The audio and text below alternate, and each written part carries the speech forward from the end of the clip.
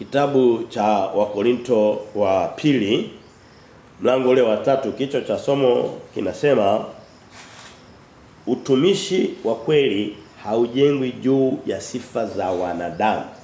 Na unaweza kusema vile vile mbali na utumishi ukasema Ukristo wa kweli haujengwi juu ya sifa za wanadamu. Haujengwi juu ya sifa za wanadamu. Hii kichwa kimetokana na utangulizi wa mlango wa 3 ambao tumeusoma tayari, tumeshausoma hapa mlango wa 3 kitabu cha Wakorintho wa pili ambao tumeona una mistari 18. Jumla Paulo yuko anawahoji wa Korinto kwa waraka huu kwamba hivi tunahitaji tuandikiane barua za kututhibitisha kwamba watu ndio waseme huyu kakua, huyu yuko vizuri, huyu ana doctorate, anaweza akahubiri, ana cheti. Anasema sivyo. Hizo ni sifa za wanadamu. Kinachotakiwa ni sifa za Mungu. Na Mungu hajajificha. Sifa za Mungu zipo, utaziona, utasikia, utazishuhudia, utazifeel. Amen. Kwa hiyo utumishi wetu. Na utumishi sio lazima iwe tu kusimama madhabahuni. Labda nije nifundishe somo ni namna zipi mtu anaweza nishaanza kuliandaa. Hayo masomo nishasema nina masomo 3 mfululizo. Yatakuja hapo katikati. Namna ipi unaweza kumtumikia Mungu. Kwa sababu haraka tunajikumbusha kwamba Biblia inasema sehemu nyingi labda kwenye Warumi 12 anasema hata kwenye Wakorintho wa kwanza 12 anasema viungo vyote sio jicho, sio mkono, kila kitu kisimame kwenye nafasi yake. Hivi mtu akiuliza kwa mfano hili sikio la nje kabisa, sio tundu, kazi yake ni nini moja kwa moja? Unaweza hata usilipate lakini litoe uone kama mtu atakuaje. Lina nafasi yake. Kwa hiyo nilikuwa nimeenda mbele kidogo nirudi pale tu kwenye somo kwamba utumishi wetu, Ukristo wetu usitegemee, usilazimishe, usitaki kwamba utokane na jinsi watu wanavyokupasiva, wanavyokusimulia, wanavyokusifia, wanavyokushangilia, wanavyokusanyikia vile vile. Nani anasikia maneno? Utumishi wetu haujengwi, usibitishwe na kweli ya neno la Mungu. Tuone hili neno linatuthibitisha vipi, ambayo ndio roho wa Mungu anavyotuthibitisha, ambayo ndio Kristo anavyotuthibitisha, ambavyo ndivyo Mungu Baba anavyotuthibitisha. Kama rejea tu kidogo ni nakumbushwa, napenda hoja ambazo zimeshikana, isiwe tu mtu anakuwa ukumbuki. Tunapojifunza kitabu cha Wakorintho wa pili chenye milango 13 kuna dhima, jumbe kubwa zinazopatikana mle. Unaweza tutapata jumbe nyingi, labda zitafika hata 30 na 50.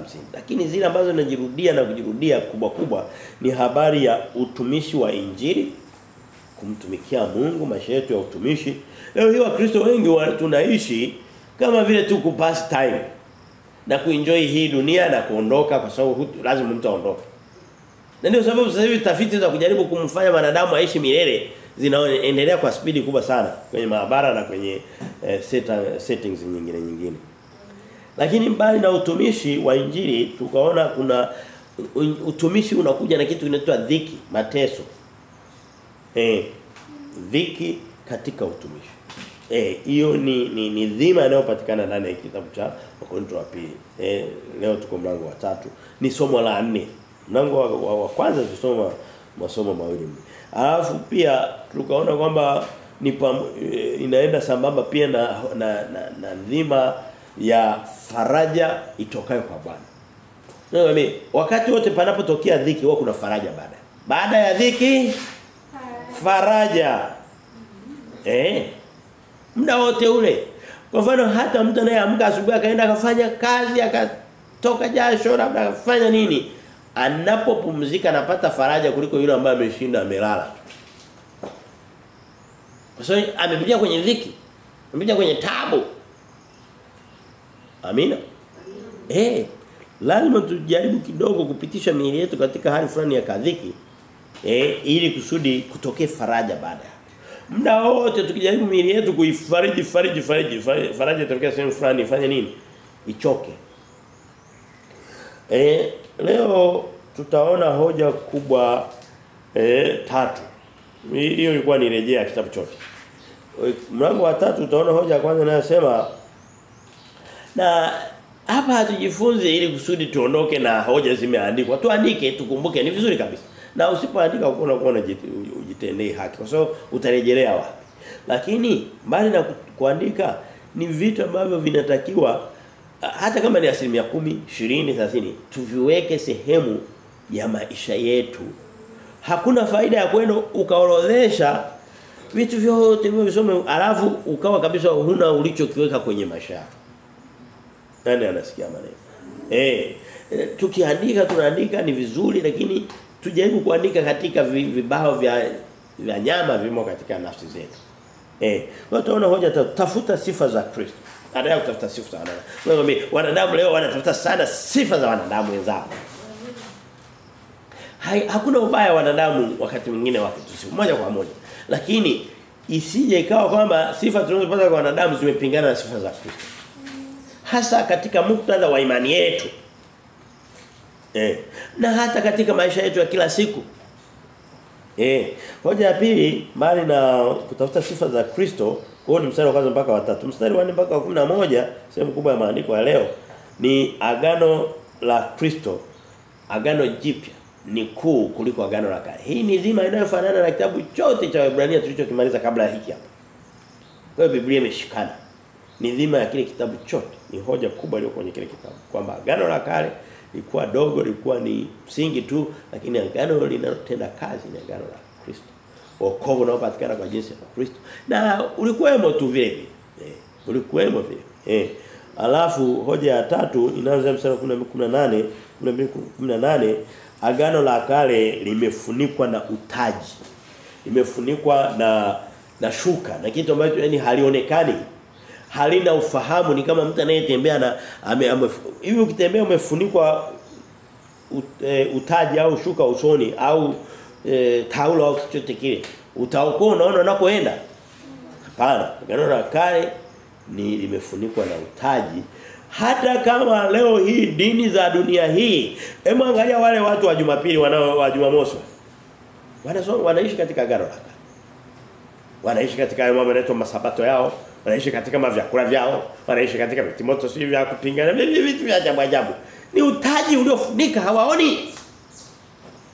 Lakini wamejaribu kuidanganya dunia kama kwamba ndio wanaoona. Hawana tofauti na Mafarisayo waliokuwa wanadhani wanaona. Yesu anasema ninyi si mnadhani mnaona, basi ninyi ndio vipofu. Yohana mlango wa 9 mwishoni, mstari wa 39 mpaka 41.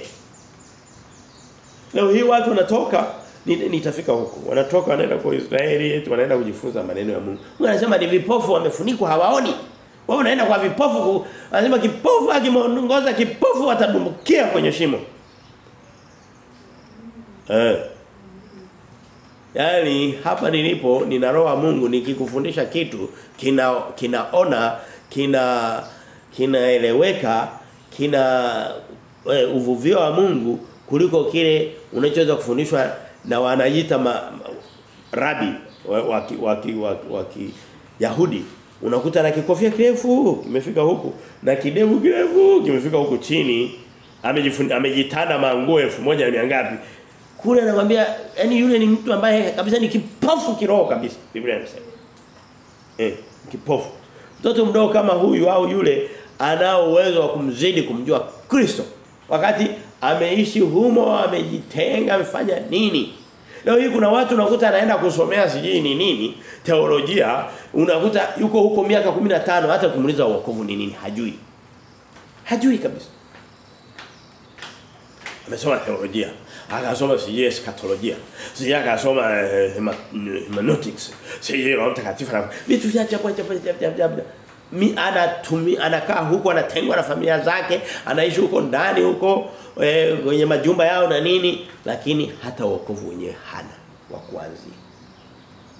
Twende katika ujumbe mkubwa kuondoka nao tushausema, twende katika vipengele tusije tukachelewa kumaliza. Twende katika vipengele. Kipengele cha kwanza kisema kutafuta kukubalika na Kristo kwanza. Haina ubaya kukubalika na wanadamu. Na wakati mwingine ni vizuri kukubalika na wanadamu kwa kiasi na hutaweza kuvishikamanisha vimepingana. Lakini haina ubaya wakati mwingine. Ni kama vile ambavyo kufanikiwa maisha yetu ya kiroho na kufanikiwa kimwili. Ni vizuri kuwa navyo vyote pamoja lakini mara nyingi vimepishana. Mara nyingi vimepishana. Lakini haina ubaya kuvijaribu. Na ni vizuri. Twende lakini kile cha kwanza tukipa nafasi ya kwanza. Leo Wakristo wana vitwist. Cha kwanza inayo cha mwisho inakuwa kwanza. Mstari wa kwanza anasema hivi.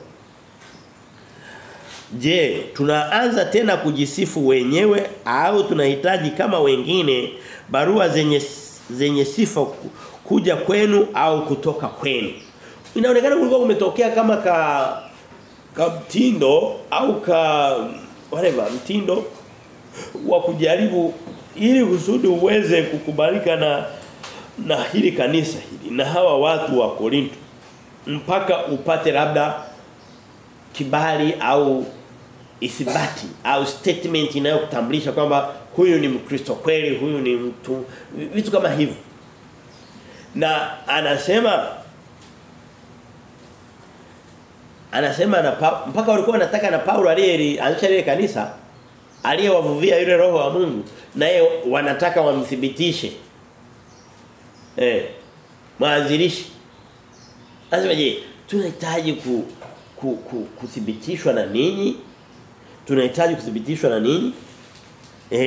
Tunahitaji barua za sifa kuja kwenu au kutoka kwenu? Mstari ule wa pili. Hata kabla ya kwenda mstari wa pili. Hii swali anauliza Paulo, anauliza wa Korinto, anakuuliza mimi na wewe leo hii. Leo hii watu wanapenda kuhubiri waseme wa Korinto yaishie huko. Akiwauliza wa Korinto anasema anakuuliza mimi, anakuuliza na wewe. Atuuliza sisi.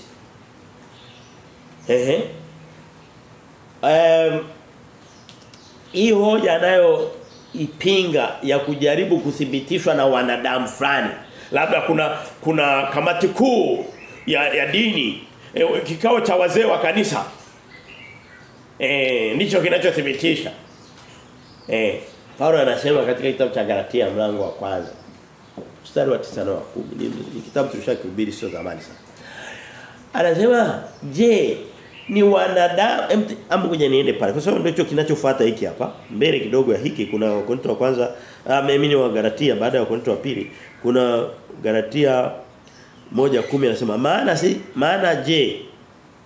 maana sasa je, ni wanadamu ninaowashawishi au Mungu au nataka kuwapendeza wanadamu? Kama ningekuwa hata sasa nawapendeza wanadamu, nisingekuwa mtumwa wa Kristo." Kama unataka ithibati, kuthibitika na wanadamu, automatically unakuwa umepoteza sifa za kuwa mtumwa wa Kristo.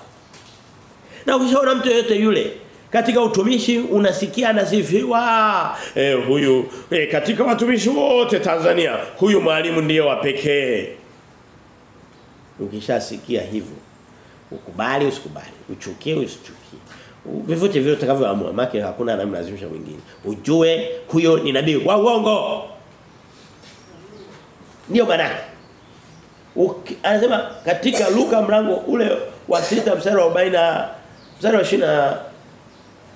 25 Luka 6. Okay, kama sio 25 anasema ole wenu watu wote wakiwapenda. Kwa sababu ndivyo waliowafanya manabii wa uongo waliokuwepo wakati wa baba zenu. Paulo anasema mimi ninapokuwa nakuja kwenu, ninapokuwa katika kazi ya utumishi, sitaki kusikia habari za kutaka kwamba nithibitishwe, nipate barua ya kunithibitisha kwamba huyu anafaa. Huyu anafaa. Nani pamoja na mimi? Mstari wa pili anasema ninyi ndinyi barua yetu iliyoandikwa mioyoni mwetu, inajulikana na kusomwa na watu wote. Yaani huu ni mstari mzito kweli. Hebu naomba kama kuna kama mstari kaondoka nako leo, kaondoka nako. Anasema Ukristo, wewe, mimi, yeyote yule ambaye anajijua ni Mkristo, ndiyo barua ya Kristo. Barua ni nini? Barua nyingine ndio ujumbe, ndio Biblia. Barua ya Paulo kwa wa Tesalonike, kwa wa Korinto. Kulingana na neno la Mungu, Mkristo mwenyewe ndiyo barua ya Kristo kwa dunia. Yaani nikibeba sifa mbaya mbele ya dunia. Nikibeba sifa mbaya mbele ya dunia, ninakuwa ni barua mbaya ya Kristo duniani. Leo hii Wakristo wanaotembea nusu uchi, na naomba tu niseme kwamba wako uchi kabisa. Nusu uchi ni kama kushusha kiwango chao. Wanaotembea uchi, anaenda na kutana labda na mtu ambaye sio Mkristo aliyejitanda amejifunika vizuri. Ile ni barua gani? Unadhani yule mtu atasema yule kapotoka yuko nusu uchi, ni Mkristo wa dunia, lakini neno la Mungu liko hivi? Hapana, neno la Mungu ni wewe. Ndio barua ni neno. Amina. Ngoja nikwambie ndugu yangu unanisikia. Wakati mwingine mahubiri kama haya watu hawayapendi, na I don't care. Nisema I care not. Sijali. Lakini niwaambie watu wa dunia, maneno kama haya hayawachukizi. Yanawachukiza Wakristo wa uvuguvugu. Hawa wavauchi hawa ndio hawayapendi. Hawa wanaume wanaovaa maheleni, unamkuta anaitwa sijini nani, sijini Cristiano, sijini Cristiani, sijini ni nani Chris. Majina kama hayo. Hao ndio ambao hawaweza kapenda hili neno. Watu wa dunia hawana shida nayo.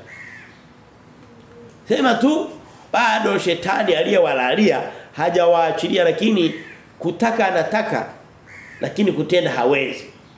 Mkristo ambaye ameshakombolewa na Yesu Kristo akajirudisha chini ya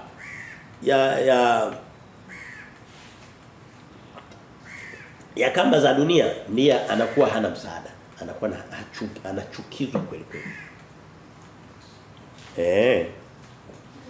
Kwa hiyo ujumbe kutoka nao ni kwamba kauli zetu, maisha yetu, neno yetu, wapi tunaingia na kutoka kwetu, ndio.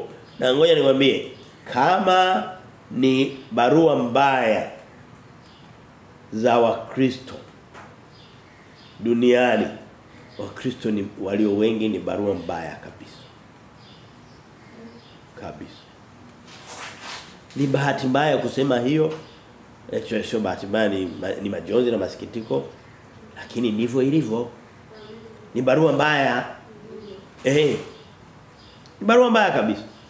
Leo hii ukichukua uaminifu kabisa, labda niseme kwa kiasi fulani, uaminifu wa wachungaji, wakuu wa dini zao, sijui mabishopu, sijui makardinali, majitu gani, ukachukua kiwango cha uaminifu wao na kiwango hata cha uaminifu wa waziri wa kawaida wa serikali, waziri wa serikali anazidi kuaminika. Ndio huyu wa duniani huyu.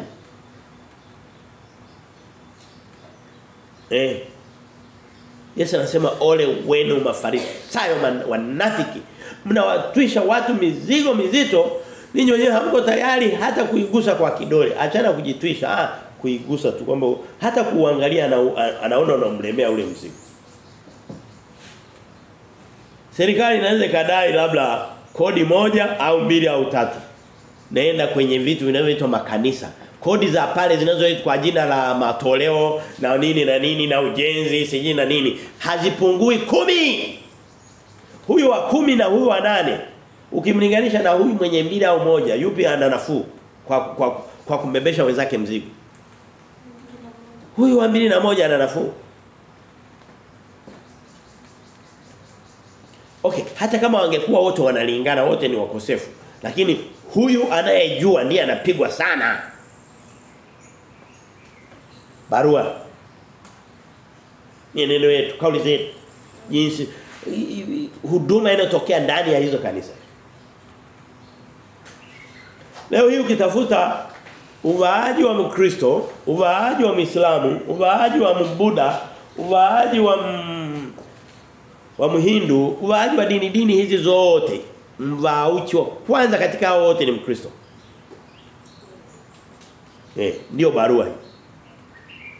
Alafu wataisoma waje kwenye Mungu ameweka utambuzi wa mema na mabaya. Hawa watu hawawezi wakaja kwa sababu tayari washaona kwamba kule ni kubaya. Lakini kwa Kristo kuna masalia, kuna mabaki. Kuna watu ambao ni barua nzuri kutoka kwa Kristo ambazo bado zipo. Lakini sio nyingi. Mstari wa 3 naweza nikafika sana mbele, ngoja niishie hapo kwenye mlango mstari wa 2. Mstari wa 3 anasema mnadhihirishwa kwamba mmekuwa barua ya Kristo tuliyoikatibu. Kukatibu ni kama kuandika. Kwa sababu kazi ya katibu muitasi ni kuandika. Iliyoandikwa si kwa wino bali kwa Roho wa Mungu aliye hai, si katika vibao vya mawe ila katika vibao ambavyo ni mioyo ya nyama. Anachotaka kusema ni kwamba hoja ni ile kwamba tusilazimishane mtu athibitishwe kwa waraka, kwa barua. Anasema ile kazi tunayoifanya tukazalisha Wakorinto wenye kumwamini Yesu Kristo, wenye kujikukua katika utakatifu na kicho, hiyo ndio barua yenyewe. Wale wa Kristo waliozaliwa ndio barua. Amina. Na unaweza ukalinganisha, usikize vizuri, ukalinganisha hii hoja na leo ni mtu anavyoingia katika utumishi wa Injili. Leo hii mtu kabla hajaingia kwenye utumishi wa Injili wanakuambia lazima awe ana cheti sijui cha degree ya theolojia, cheti sijui cha vitu fulani vya awe na ithibati fulani iliyoandikwa kwenye makaratasi. Karatasi ni nini? Ni mbao zilitokana na miti hizi. Wanasema sisi hatuhitaji uthibitisho ulioandikwa katika mbao, katika vibao, akiwa analinganisha na zile amri 10 za Musa alizopewa na Mungu. Anasema tunahitaji kazi ya kiroho zaidi. Wewe katika Biblia inasema penye upendo hapana sheria. Upendo ulihubiriwa katika Agano la Kale, ndio? Lakini ulithibitika zaidi. Paulo Yesu anasema hakuna mwenye upendo mkuu kuliko huo, mtu kutoa uhai wake kwa ajili ya rafiki zake. Agano Jipya limejengwa juu ya upendo zaidi na lina sheria, lakini kinachoonekana zaidi ni ule upendo. Ni ule wokovu, ni ile imani, ni vile vipawa vya Roho Mtakatifu wa Mungu. Sasa unaweza kusema bana, kama labda kuna hoja nyingi zinakuja pamoja, ni nazichuja vipi? Unazichuja hivi. Wanasema haya mambo ya kiroho ambayo hayakuandikwa popote. Huhitaji mtu kuja kahubiri injili hapa. Mwambie mimi sina cheti chochote kile cha dini. Hata kidogo. Lakini niache nijisifu ngaa kidogo kama Paulo. Ninao uwezo wa kuhubiri vizuri kumzidi yule aliyekaa kwenye madarasa miaka 18 akapata vyeti 50. Kwa sababu vyeti vyake vimeandikwa katika mbao, katika karatasi. Vyeti vyangu vimeandikwa katika moyo wa nyama, katika kweli ya Mungu. Ndicho anachosema Paulo. Leo hii wakuu wa dini lazima wathibitishwe kwa vyeti, watunukiwe, wakati mwingine wasafiri waende siji kupewa daraja, vitu vya ajabu. Biblia haijaviunga mkono, hata kama mtu ataamua kuviunga mkono, lakini atakuwa amepishana na Biblia. Ngombe, jitahidi kutokupishana na neno la Mungu. Ni mara 100 ufanye kosa dhidi ya kweli ya neno la Mungu kwa kutokujua. Lakini unajua kitu alafu unakipinga ukijua, huyo mtu anakuwa hana nafasi. Yuko kwenye hatari. Nani yuko pamoja nami? Naona kuna mtu ana kalamu, ana kitabu, anaandika juu yake. Naomba tusifanye hivyo. Amina. Mstari ule wa 3 anasema hatuhitaji vile vitu vya nje. Vilivyoandikwa kwenye karatasi za nje, tunataka vitu vilivyomo katika mioyo iliyoamini, iliyokuwa kiroho. Twende kwenye hoja ya pili. Hoja ya kwanza, hoja ni ile lakini vina hoja ndogo ndogo ili kusudi tujaribu ku break down somo na kujaribu kupata ujumbe. Wote unajibu hoja moja kwamba hatuthibitiki kwa wanadamu, tunathibika kwa Kristo. Hoja ya pili nasema agano la Kristo ni kuu kuliko la Musa. Ukiangalia haraka hiki kipengele unaweza kusema mbona kama sasa hakina uhusiano wa uthibitisho. Hapana, ni kipengele tu kinakuwa kiingizwa mle kujazia ujumbe na sio kujazia kuongezea au kukamilisha. Agano la Kristo ni kuu kuliko agano la Musa. Yote yalitoka kwa Mungu huyo. Yote yametoka kwa Kristo. Musa ni mtumishi wa Kristo. Lakini jinsi lilivyokuja lilikuwa premature, ni kama halikuwa limekamilika. Ndio sababu likaja likakamilika. Kristo anasema sikuja kuitangua Torati ile ya Musa, nimekuja kuikamilisha. Ilikuwa haijakamilika. Ndivyo Joseph. Kwa hiyo kitu kinachokuja kukamilika ni kikuu. Kinaona mapungufu. Agano la Kristo ni kuu kuliko la Musa, mstari wa 4 mpaka wa 11. Hem tusome pale mstari wa kwanza anasema. Mstari wa kwanza anasema, mstari wa 4 anasema, na tumaini hilo tunalo mbele za Mungu kwa njia ya Kristo. Tumaini hilo tunalo mbele za Mungu kwa njia ya Kristo. Anawaambia haya mambo yote anayosema Paulo. Ni vitu ambavyo sio vyetu. Ni vya Mungu. Na ataingia katika hoja zaidi mbele kidogo. Anasema sio kwa njia yetu tu. Sio kusema kwamba tunakuja kusema kwamba mama alikuwa anahudumia Musa alikuwa madogo, ya kwetu ndio makubwa kwa mipango yetu kama kwa kujisifu. Ni kama mtu unakuta anakuambia mimi ndio nabii mkuu namba 1 Tanzania. Kajipachika mwenyewe. Kristo yupo. Unaabudu pesa. Unaabudu magari. Unaabudu majumba, alafu unajifanya. Kwa nini watu hawaoni hofu ya Mungu? Unafanya midhambi yako unakuja kuithibitisha kwa midhambi mingine. Wakati mwingine jamani tunamgusa Mungu kwenye jicho lake. Unaenda unaabudu pesa. Na pesa unamwabudu shetani. Uko kwenye vyama vyao. Uko katika kila kundi la giza. Halafu juu unaanza kujifanya unaanza na kuingiza maneno ya Mungu ndani. Kwa nini usitulie huko ukamaliza mwendo wako ukaja kukutana na hiyo hukumu angalau kuliko kuongeza mzigo wa dhambi juu ya dhambi. Nasema huyu anajiita si nabii wa nini? Namba 1 si mkuu kuliko wote, si vitu gani? Nani aliyekuita mkuu kuliko wote? Yesu alisema aliye mkuu katika yeye ni mtumishi wa wote. Na kuna watu walitaka kujiita wakuu wakawa na akasema lakini kwa nini mnazozana? Lakini leo hii mtu anaenda anakusanya halaiki la watu vipofu wanakuwa wanamtumikia na wakanyaga na watemea anafanya nini? Alafu wanamuita nabii mkuu. Ni hasara. Sio ile hasara uwezo kairecover. Hakuna jinsi. Ni ya milele. It's a lifetime. It's not a life, sio ya muda mfupi, it's eternity. Ni ya milele. Sala. Lazima tumaini hili tunalo mbele za Mungu kwa njia ya Kristo. Nasema haya mambo ya kwamba tumewahudumia kiroho, mmekuwa mmeokolewa, mfanana Kristo. Lazima sio kwa nguvu zetu, ni tumaini tulopewa kutoka kwa Kristo. Mstari ule wa 5 anasema si kwamba twatosha sisi wenyewe kufikiri neno lolote kwamba ni letu wenyewe, bali utoshelevu wetu watoka kwa Mungu. Hoja ni ile. Utoshelevu wetu unatoka kwa Mungu. Unatoka katika neno lake. Wewe kuhubiri kwetu kusitokane na siasa zinazoendelea.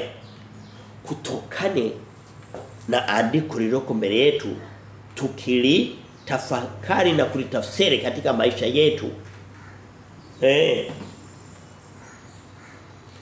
Kuna mtu mmoja aliwahi kunitumia wengi tu kadha. Anatumia mahubiri ya watu labda kadha. Unaangalia msingi wa yale mahubiri. Hili limejengwa juu ya mzozano kati ya CCM na Chadema. Hili limejengwa juu ya Waisraeli sijui na Wayahudi. Hili limejengwa juu ya Ukraine sijui na Urusi. Hili yani unakuta vitu vyote viko katika global politics siasa. Hiyo Kristo Biblia okay, hata kama utatafuta mstari ukaingiza mle, kipi kimeanza? Mstari uanze vile vije kama mfano. Kichwa cha somo la leo kinasema Ukraine itaangamia mbele ya Urusi. Alafu ndio utakuwa ndo mwisho sio. No. Hamna. Kristo kwanza. Kuna sera zamani kwa inaitwa si bado ipo kilimo kwanza. Nafikiri kishakufa. Lakini kingekuwepo tukara tukasha. Kilimo kwanza. Kristo kwanza kimsingi. Badala ya kilimo kwanza. Na kilimo kija lakini baadaye. Well, anasema sio kwa nguvu zetu. Sio kwa ufahamu wetu, sio kwamba tumeisoma tumeifuatilia vizuri CNN. Bwana kuna CNN tukasema ngoja tengeneze soma. Tumemsoma Kristo katika Wakorintho wa pili mlango wa 3 tukamwelewa tunamhubiri. Amen. Mstari wa 6.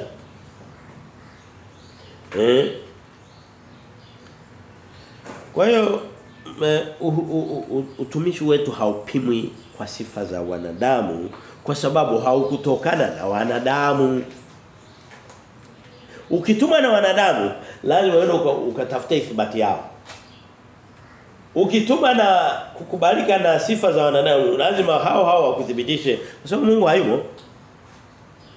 Mstari wa 6 anasema naye ndiye aliyetutosheleza kuwa wahudumu wa agano jipya si wa andiko bali wa roho, kwa maana andiko huua bali roho huhuisha ni kufanya hai.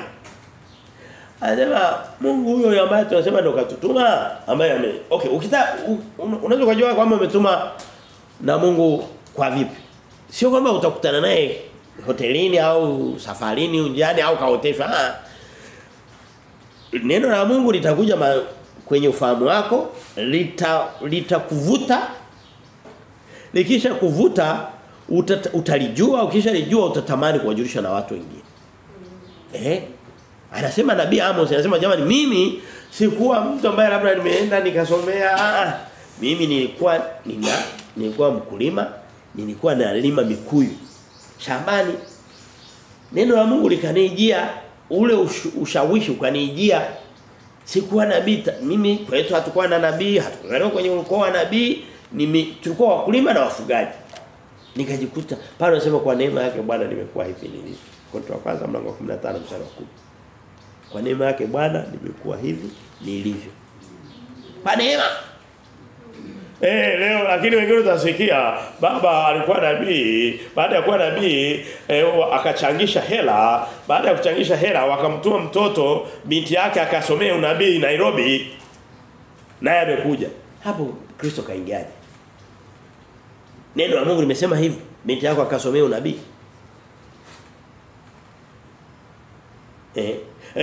Baada ya kupita akamsimika mama mchungaji akawa naye ndo mchungaji msaidizi. Hamna. Paulo hakuitwa hivyo. Alikuwa kwenye safari zake anajiendea zake Dameski, tena kwenda kuleta madhara huko. Kristo anasema simama tuelewane kidogo. Tulia hapo. Anasema kwa neema zake Mungu nimekuwa hivi nilivyo. Anasema naye ndiye aliyetutosha, ndiye aliyetukamilisha, ndiye anayetuwezesha. Ndiye anayetuwezesha. Kuna baadhi ya mistari hapa tafsiriwa ndivyo sivyo, inaweza kapotosha maana. Najaribu kuiangalia vizuri. Wa 6 hauna shida. Tutaionaona mbele baadhi. Wa 6 hauna shida. Mstari wa 6. Mstari wa 7. Okay, kabla kwenda mstari wa 7, una hoja kuna kitu kakiongea pale. Anasema andiko linaua bali roho huisha. Akisema mara nyingi anaposema andiko dhidi ya roho anachokuwa na kimaanisha anakuwa analinganisha andiko na baadaye tunaona tu atakuwa anarudia humo baadaye mpaka uje tuelewe. Anakuwa anaongelea jinsi agano la kale lilivyokuja kwa jinsi ya amri zilizoandikwa kwa kidole cha Mungu. Agano jipya limekuja wakati mwingine limenenwa na wanadamu lakini kwa uvuvio wa Roho Mtakatifu. Amina. Mfano huwezi ukasema kama kuna siku Mungu alienda kaandika kwa kidole chake maandiko ya Wakorintho wa pili mlango huu wa 3 au 4. Anasema na lile agano la kale lilikuwa limejawa na sheria ambazo zina na adhabu ndani yake. Ukifanya hivi unakatiliwa mbali. Ukifanya hivi unalipa mara 2 mara 5. Ukiiba ng'ombe, ukiiba mnyama mkubwa ukikamatwa unalipa mara 5. Akikamatwa kabla hajafa yule mnyama unaongeza 20%. Mtu akikamatwa amefanya ushoga anauawa. Walawi 20 mstari wa 13 na 18 pia inasema Walawi 18. Vitu kama hivyo. Wewe uwezo ukaona moja kwa moja ndani ya agano jipya, sio kusema kwamba Mungu aadhibu, lakini uwezo ukaliona agano jipya limetengenezwa katika msingi wa sheria na adhabu yake. Na hakuna sehemu ambayo tunaiona kwenye agano jipya Mungu anasema kwamba mtu akifanya kosa lolote lile auawe, haipo. Kwenye agano jipya. Lakini sio kusema kwamba ni agano linalolea dhambi, watu wanaweza kaelewa vibaya. Wakati mwingine mtu unapokuwa upole wa Mungu, upole wa wanadamu, wakati mwingine mtu unaweza kama mpole watu wakakukanyaga kichwani. Hamjaona hiyo kitu? Wewe Mungu kaleta upole, sio kusema kwamba kabadilika, hapana. Kwenye agano jipya watu ndipo wamekengeuka kupindukia. Bora hata wakati wa Musa walikuwa wakiona yule mtu wamemnyonga pale pale. Huko kuna wanyongaji wametengenezwa kabisa. Wamepitishwa.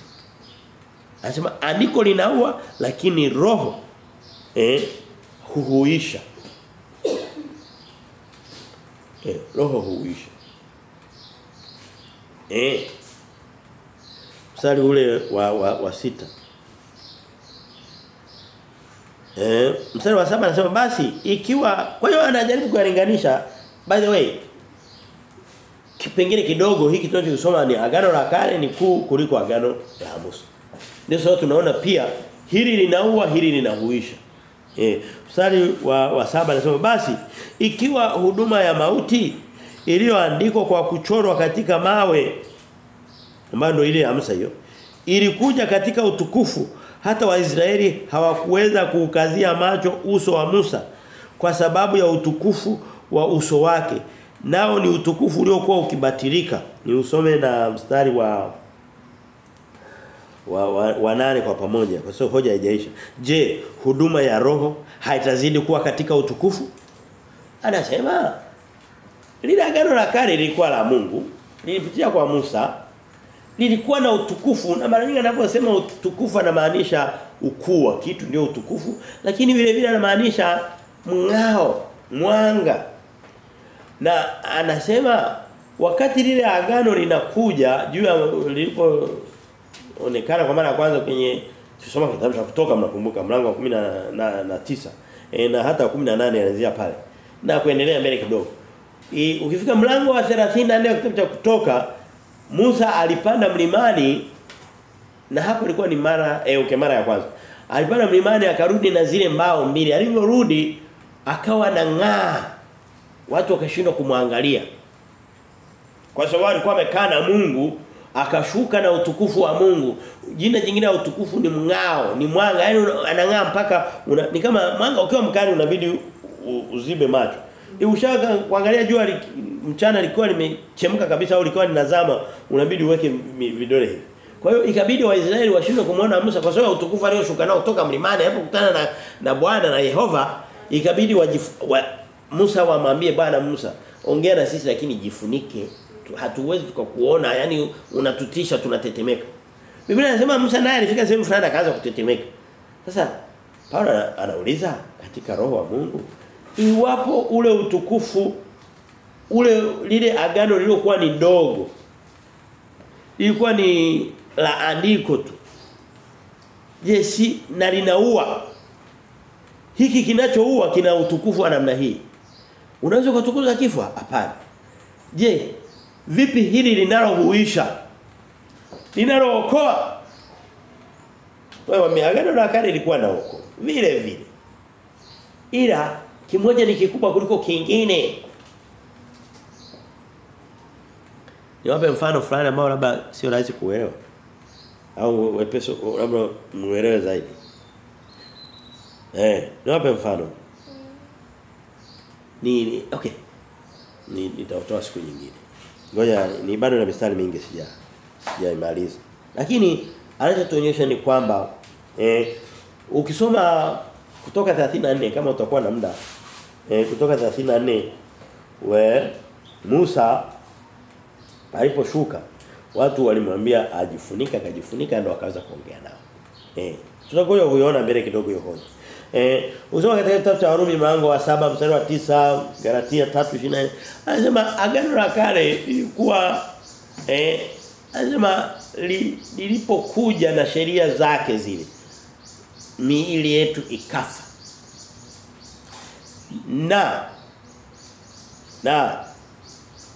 tunapokuwa bado mtoto mdogo labda miaka 2-3 yajua jema na baya.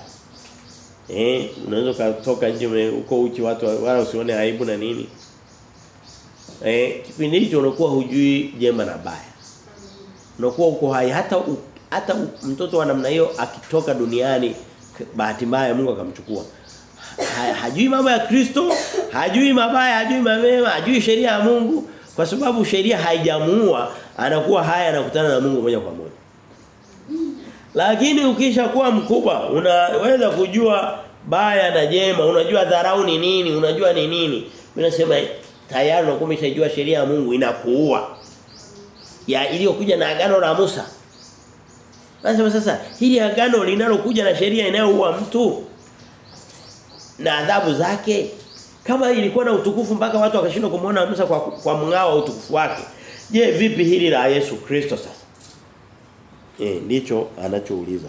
Mstari wa 9 anasema kwa maana ikiwa huduma ya adhabu ina utukufu, sembuse huduma ya haki ina utukufu nao zidi. Hata naendelea kuongelea hoja ile. Labda nisiende zaidi. Nisiende zaidi. Anasema mstari ule wa 10, maana hata ile iliyokuwa haikuwa na utukufu hivi kwa sababu ya utukufu uzidio sana. Maana hata ile iliyotukuzwa haikuwa na ni lugha ni tafsiri ya Kiswahili unaweza usielewe vizuri lakini inachoongelea huu mstari wa 10 inawezekana usielewe vizuri sana. Baada analinganisha yale maagano mawili. Anasema lile agano la kale la Musa ambalo lilikuwa na mng'ao mkubwa utukufu wake ukilinganisha na utukufu wa au mng'ao au heshima na ukuu wa ile agano la Yesu Kristo la wokovu la imani. Utukufu wa hiyo Yesu Kristo ndio unaozidi sana huko juu zaidi havilinganishiki kwa popote pale. Leo hii Wayahudi na baadhi ya dini za dunia hii hata hizi dini kubwa unakuta yale mavazi ya dini yao. Vile vietezo mtu anadhani kwamba wakati wanaenda kuabudu unakuta lazima wachome ubani wanaanza kufanya nini naitwa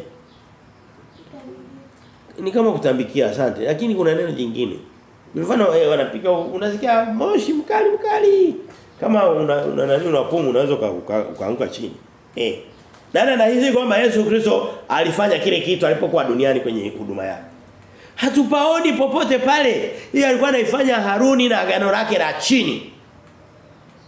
Wewe unaposhika agano la Haruni la Yesu Kristo ambaye hakufanya ukafanya kama Haruni usifanye kama Kristo. Ujue unimpinga Kristo kwa sababu unapingana na ujumbe wa Kristo. Ndicho Paulo anachojaribu kukisisitiza hapa.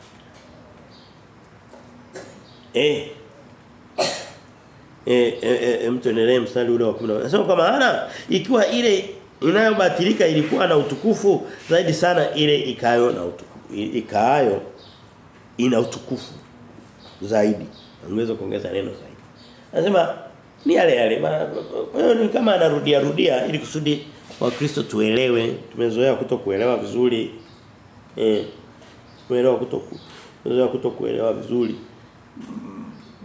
Hoja hapa ni kulinganisha maagano hayo mawili. Hebu tuende kwenye sehemu ya 3 na ya mwisho inayoanzia mstari wa 12. Yote inajibu hoja ile ile. Kichwa kinachosema utukufu, utumishi wetu, huduma yetu, Kristo wetu, tujitahidi usijengwe juu ya vitu vya wanadamu na vitu vilivyoandikwa na kuthibitishwa na kuwekwa saini na signature za watu.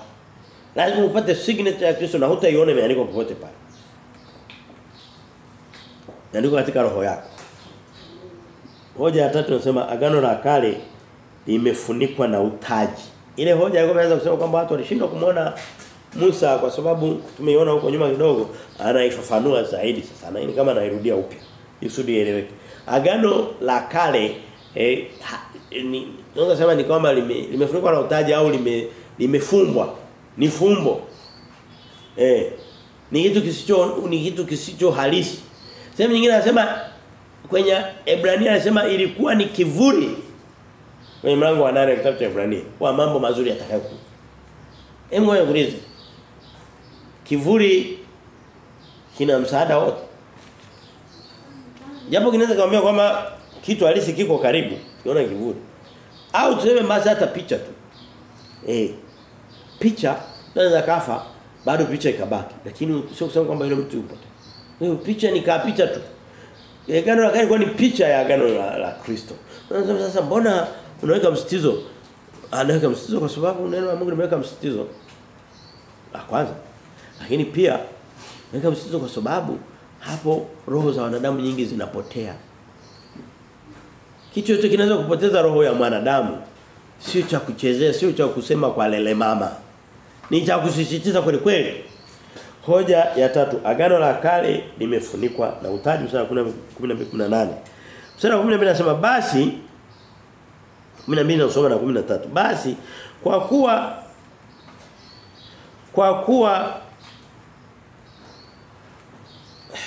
mlango wa 10 na mstari wa 12 kaufafanua vibaya. Okay, ngoja tusome alafu tubadilishe kidogo kuwa kama ulivyoandikwa. Anasema hivi, basi kwa kuwa tuna taraja la namna hii, twatumia ujasiri mwingi. Hapa anaposema twatumia ujasiri mwingi, sio maana mbaya sana, lakini iliyoandikwa kwenye King James ambayo ndio Biblia kweli, hatujui tu hiki Kiingereza tuweze kukisoma. Anasema we use great plainness of speech. Plainness ni wazi, plain. Yeye katumia ujasiri, lakini neno liloko hapa ni plain. Plain ni kitu cha wazi wazi. Wewe mwambie mahubiri yetu. Nisikilize. Nataka tuonane kwa mboni za macho. Mahubiri yetu, neno la Mungu, injili yetu inatakiwa iwe ni kitu ambacho ni wazi. Hakina maficho. Leo hii kuna vyama vinaitwa vyama vya siri. Na vinakuwa na ibada ndani yake. Na wanajisifia kuitwa kwamba ni secret societies. Vyama wanakuambia ni Freemason, siji Illuminati, siji Orders of Night. Wana makundi mengi. Siji Lions Club International, siji Rotary Club International, na makundi ya watoto wao wanaita Rotary Club International. Wengine makundi mengi tu. Hata hawa wanaojiita mascout. Kuna vitu vimefichwa ndani yake. Leo hii mtu akienda akaingia katika utumishi labda ni wa dini yoyote kubwa, kuna vitu haambiwi, anapelekwa tu pale, baadaye anakuambia unapelekwa kwenye kiapo. Unaenda kulishwa nadhiri. Uko tayari? Niko tayari. Wewe niwaambie, ni wapi ambapo neno la Mungu linatuambia kwamba tuape? Na unavyo sehemu fulani ukitoka tu mabaya yanakupata. Ni siri. Nini anajua kinachoendelea mle ndani? Yaani neno la Mungu liko wazi. Yaani yale tunayosema hapa ndio mwisho, hatuna jingine iliyobaki.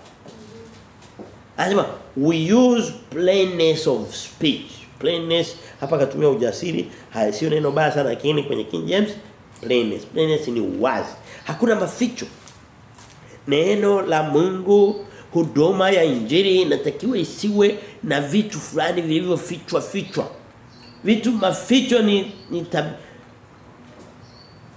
hata Yesu alipokuwa anakamatwa walimuuliza akasema tuambie habari za mahubiri yako akasema nendeni mkaulize watu waliosikia mimi sikuhubiri kwenye maficho nilihubiri wanapokusanyika Wayahudi wote nendeni kila mtu anajua alichokuwa anahubiri leo hii huwezi hata ukajua makanisa makubwa kama hayo huwezi ukajua hata wanahubiri nini nani anashawahi kusikia kwamba kuna mahubiri angalau yako kwenye mtandao sehemu fulani yako kwenye website yao kwamba wamehubiri hiki na hiki hawawezi kwa sababu hawana wanachokuhubiri ya kwetu yako wapi kila sehemu yako kila sehemu nenda YouTube utakuta na Yesu anasema nendeni popote nenda kaulize watu wote nadhani wakati wa Yesu angekuwa na hubiri YouTube ikuwa live Zuri watu wote wayapata. Yesu anasema enendeni ulimwenguni kote mkahubiri injili kwa kila kiumbe. Kwa sababu tuna taraja na namna hii. Tuna taraja ni nini? Ni matumaini, ni matarajio mazuri. Ni kitu chenye faida, hakina mpango wa kupotosha watu, basi tunakiweka wazi. Sehemu nyingine nasema Bwana ameufunua wokovu wake machoni pa mataifa yote. Hii msudi wanataka waingie wasiotaka waache. Lakini wasio wasema ilikuwa hatukujua bwana kumbe ilikuwa jirani tu hapo. Ilikuwa ndani ya nani ya parokia hatukujua. Iko wazi. Na niko pamoja na mimi. Wewe mwambie maficho sio ya Mungu. Ndani ya familia ukisikia mme ana vitu vyake amevificha na vya mke amevificha, hapo hakuna Mungu. Ana vitu vyake amevificha kwa matumizi yake, labda kwa baadaye yake. Labda inawezekana tu baada ya kuwa tumetengana nitaishi wapi? Niwe na kajumba kangu kwa kujitegemea sehemu fulani. Hapa hakuna Mungu. Amina. Mstari wa 15 nasema nasi si kama Musa alivyotia utaji juu ya uso wake ili kwamba Waisraeli wasitazame sana mwisho wa ile iliyokuwa ikibadilika. Anasema Musa kwa sababu alifunikwa ni taswira kwamba lile agano la kale lilikuwa haliko wazi. Lilikuwa haliko wazi sio kwa sababu Mungu alitaka kuficha, hapana. Watu walikuwa wanasema bado ni watu wa kunywa maziwa. Alikuwa hajaweza kula chakula kigumu. Agano la kale, agano jipya. Agano jipya liko wazi wazi. Mstari wa 14 na 15 tutaisoma pamoja. Anasema hivi. Ila fikra zao zilitiwa uzito kwa maana hata leo hii wakati lisomwapo agano la kale utaji huo unakaa, yaani haikufunuliwa kwamba huondolewa katika Kristo. Napo katafsiri vibaya. Sio nikana tafsiri kila mstari, lakini nitasema kilicho maana halisi ya hilo neno. Anasema hata leo hii ikitokea mtu akapambana na agano la kale, bado kuna maficho, kuna utando, kuna utaji umefunika uso wake, hawezi akamjua Kristo kwa sababu yuko kwenye agano ambalo lina utaji ndani lake, lina ufuniko, halina uwazi. Ndicho alichosema. Anasema fikira zao zimetiwa uzito. Kutiwa uzito ni nini? Ni kutokuelewa. Ukisikia unamwambia mtu ana unamweleza sema tena. Unasema bado sielewi. Maana ana uzito. Wakristo wa leo wana uzito na Biblia. Ndiyo sio?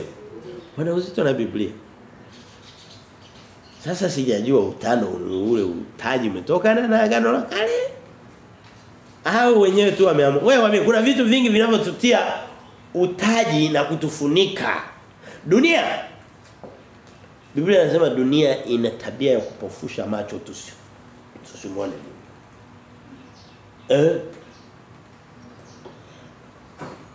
Ndio. Na yule mwovu vile vile. tunacheza naye.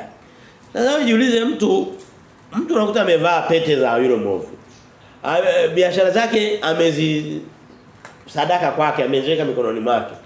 Alafu anataka roho yake iwe safi mbele za Mungu siku ya Jumapili. Jumatatu unaoperate kwa yule mwovu biashara zako. Mapete ndio anakuletea wateja. Jumanne Jumapili unataka uwe mweupe kama moyo. Uko mbele ya Kristo unang'aa. Haiwezekani jamani. Inawezekana? Hakuna mtu awezaye kutumikia mabwana wawili. Wewe.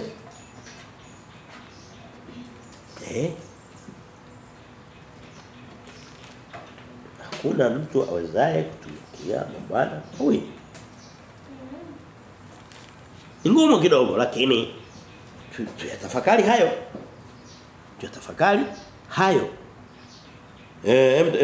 Tusogee tumalize. Kwanza tusome mstari ule wa 10 mstari wa 15 anasema ila hata leo Torati ya Musa isomapo utaji kuikalia mioyo yao mfuniko. Leo hii kuna watu wanakuambia kwamba wanaamini katika Torati wako hapo Yerusalemu. Na watu wanawaendea waende wakajue kweli. Biblia inathibitisha kwamba wale ndio waliofunuliwa au ndio waliofunikwa hawaelewi. Nasema utaji unawakalia wanaposoma ile Torati. Hawataki kusoma ufunuo, hawataki kusoma injili ya Yesu Kristo. Na watu wanakimbia huko wanakusanya hela. Maarufu sana hapa Tanzania nafikiri Mwakasege. Wanakusanya hela wanaenda kule. Sio wanaenda hata kutalii, wanaenda kujifunza huko kujaribu kujifunza kutoka kwa wale marabi wale. Na Yesu alisema msimwite mtu yote hapa duniani rabi. Rabi ni mimi peke yangu. Kama unataka rabi, muulize Yesu Kristo. Na huhitaji Yesu alisema hamtalazimika kwenda Yerusalemu wala juu ya mlima, bali mtakuwa mnaniabudu katika roho na kweli. Na roho unayo na kweli unayo, mbele yako ni Biblia. Nani uko pamoja na mimi? Ndio ukweli. Sura ya 17. Mstari wa 16 anasema lakini wakati wowote watakapomgeukia Bwana ule utaji huondolewa. Haja hata amebadilisha kidogo lakini haibadilishi maana. Yote katika yote tunapomwamini Yesu Kristo moja kwa moja ule utaji, ule utando, lile futuka, ule ufuniko unatoka, tunaanza kuona kweli yote. Kuna baki nini? Kuna baki mwili ambao nao tutakapovua tutakuwa tumekamilika, tumekombolewa kamili. Mstari wa 17 anasema basi Bwana ndiye roho, walakini alipo roho wa Bwana hapo ndipo penye uhuru.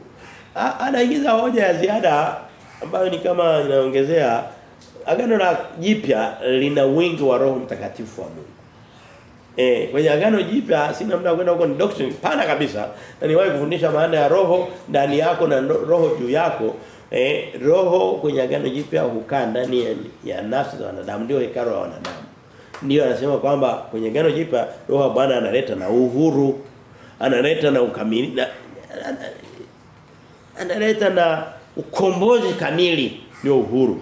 Sura ya 18 anasema lakini sisi sote kwa uso usiotiwa utaji tukiurudisha utukufu wa Bwana kama vile katika kioo tunabadilishwa tufanane na mfano huo toka katika utukufu hata utukufu kama vile kwa utukufu utokao kwa Bwana aliye roho. Anataka kusema hapa ni kwamba kwenye agano jipya tunakamilika.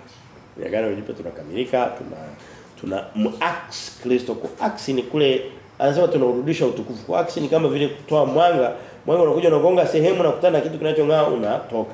Ngoja nikwambie, Kristo akikupa injili unatakiwa uiax kwa mtu mwingine. Sio unaisharabu, sio unakaa nayo. Lazima ndio unakuwa barua inayosomeka.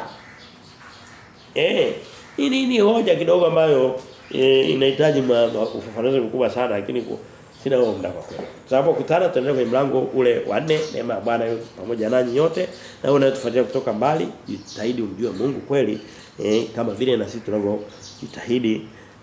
Asante Bwana Yesu kwa neema na fadhili zako, katika jina la Baba na la Mwana na la Mtakatifu tunapokea yote. Amen.